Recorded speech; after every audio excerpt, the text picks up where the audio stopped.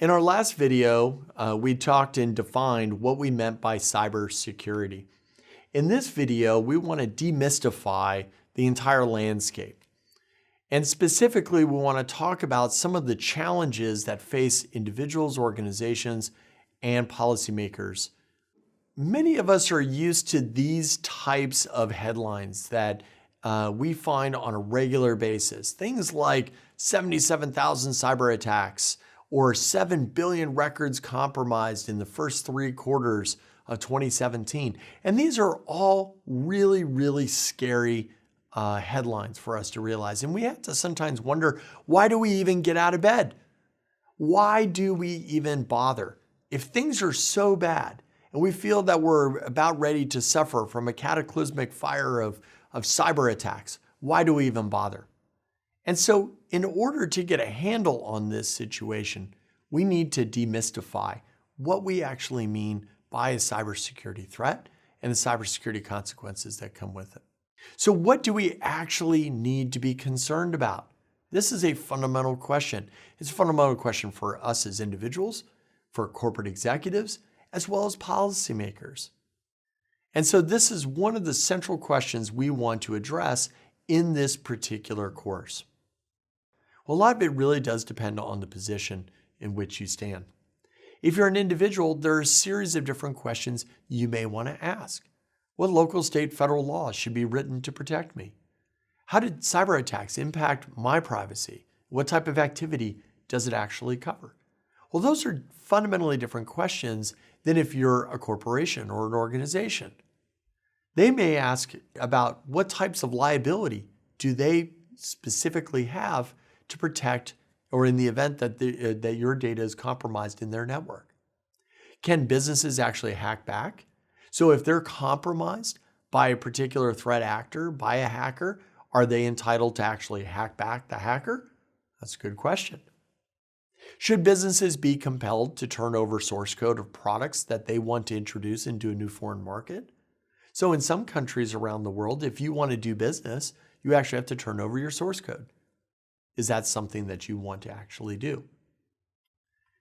If you're a nation state, there are all sorts of other types of questions you're going to have to answer.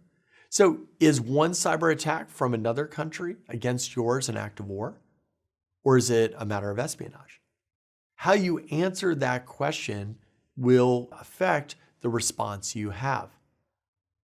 There might be other questions like, is there a difference in the types of attacks? Are some attacks more severe than others? Are some more exploitive versus disruptive? How do you know? How do you categorize? How do you measure? These are fundamental questions that need to be asked. Should common agreements between nations be used to create what we call norms of behavior or normal behavior? And how should you enforce them?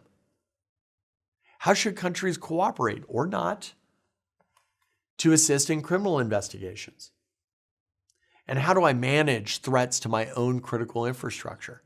And you'll notice that depending on whether you're talking about an individual or an organization or a nation state, there are different questions.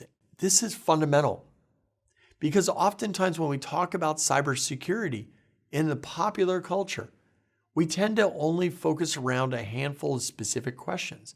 And if you don't disentangle your position on the issue, you're going to ask different questions, or you may miss other questions entirely.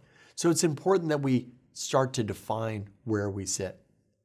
So from a policymaker's point of view, the goal of the policymaker is to take advantage of beneficial aspects of technology while minimizing security risks. And so what we talk about here is that a policymaker who wants to make sure that they're adopting all the technology and all the wonderful benefits that it affords has to make sure that while they adopt that particular set of technology, that they're minimizing the risks that it poses to broader society. So there's a whole set of technologies that are being introduced in our cities, in our critical infrastructure, things like our power systems, our water systems, surface transport systems. And the reason we're introducing all that technology is to make it more efficient. We all like being able to, hail a ride from our Uber app. We all like to make sure that we understand how much power we're using on a regular basis. All of these things require technology. But how do policymakers know that if they're putting in that particular set of technology, that they're minimizing the risk and they're not making things potentially worse for themselves? This is a question, and this is a question that policymakers need to solve. So some broad areas of concern that policymakers may have might be things like the confidentiality or integrity or accessibility of government networks, making sure that the government networks that they use to provide services to the citizens are actually not compromised and that are maintaining the confidentiality, integrity, and accessibility. We need to make sure that we understand what the impact is to important civil services like power and water systems. And we also need to make sure that we have a broad set of national and international concerns. So these are areas that policymakers want to focus on when it comes to cybersecurity. So some examples of cyber policy. And these are just some very, very specific examples to highlight how policymakers are actually trying to address some of these broad areas of concern. Might include some examples of statutes or laws.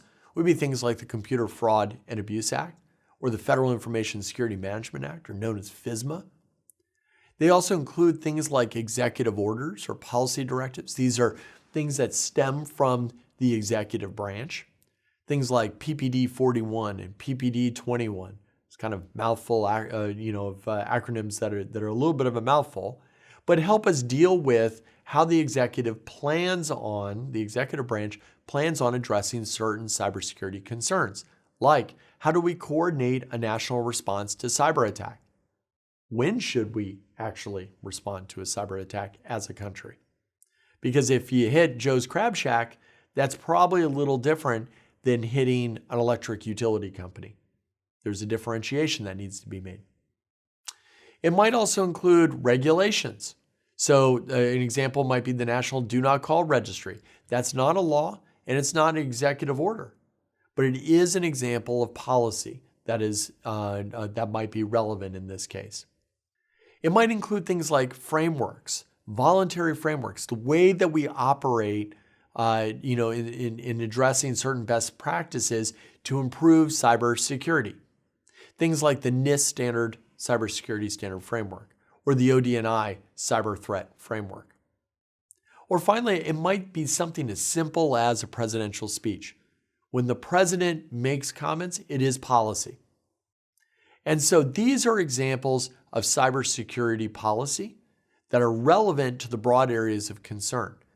So in this video, what we've tried to address is trying to disentangle what are the areas of concern for the policymakers and to identify that cybersecurity and your perceptions of cybersecurity are really dictated based on the position in which you hold. Are you talking about cybersecurity issues from an individual standpoint, a business or organizational standpoint, or from a nation state? In our next video, we're going to explore what we call the threat landscape, the broad areas that we need to address if we're going to better understand what we mean by cybersecurity. See you next time.